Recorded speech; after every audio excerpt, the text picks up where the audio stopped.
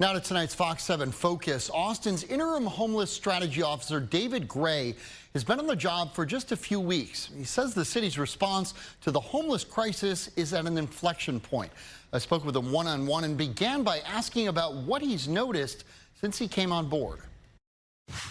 Was there a piece of this issue that when you walked into this job, you said, ooh, we need to change how we're doing this? I think when we look at our homeless response system holistically, the key challenge here is our system needs to scale.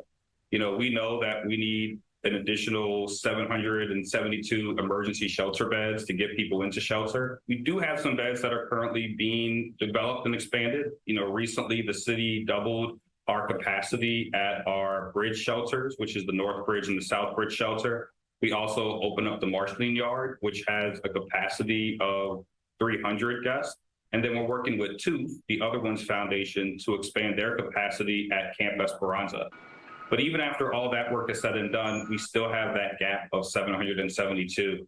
And so, frankly, we're looking for opportunities for more shelter. And so if there are folks out there that are interested in engaging with the city in that way, please reach out to our team and let us know. I understand there's a goal of a little over 1,400 beds by 2025. So is it fair to say we're about halfway there?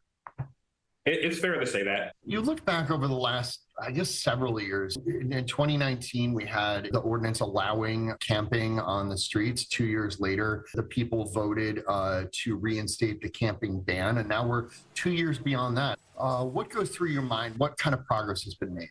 I think we're making some good progress when it comes to engaging with unhoused residents and trying to move them into shelter. And that's a critical part of the engagement strategy around encampments. Certainly, visually, you can see that difference. I mean, you think about, driving through downtown or driving along I-35, that area underneath it. How much work has gone into affecting that change? We have a team that's called the Homeless Encampment Management Team, and it's a cross-departmental collaboration. And what we're doing is we're working as one city to engage with unsheltered individuals, to clean camps, and ultimately to move people into shelter or into housing. So it's a significant amount of work, and we're going to continue to do that work until we connect everybody with shelter or with a housing opportunity.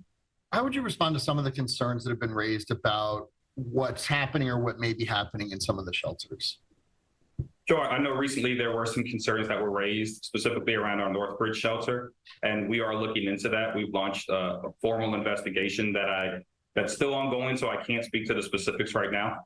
But since I took this role, I've spent many days working out of the North Bridge shelter, working with our staff to look at our procedures and our protocols, and I've been pleased with what I've seen. Last thing I want to ask you, how big of an issue is mental health and substance use when it comes to homelessness? There's a strong correlation. I will say that's not everybody's challenge. Some people's challenges can be quickly resolved. However, the longer they're allowed to stay on the street and the longer they have to live on the street, the more traumatic their homelessness experience becomes. We have some great partners in our region with Central Health and Integral Care and others who play a major role in the space of mental health services. Do you think there are enough resources, enough treatment to meet that moment? When we look at our homeless response system, I think every area of our homeless response system needs to scale up to meet the challenge that we're faced with and to serve the population that we're called to serve. And so that's for mental health and substance use disorder. That's for housing and shelter services. That's for helping people get state IDs, right? Every part of the system needs to be more heavily invested in and scaled up so that we can help the community that is unhoused. David Gray, Interim Homeless Strategy Officer with the City of Austin. David, thanks so much for being here. We appreciate it. Thank you, John. Take care.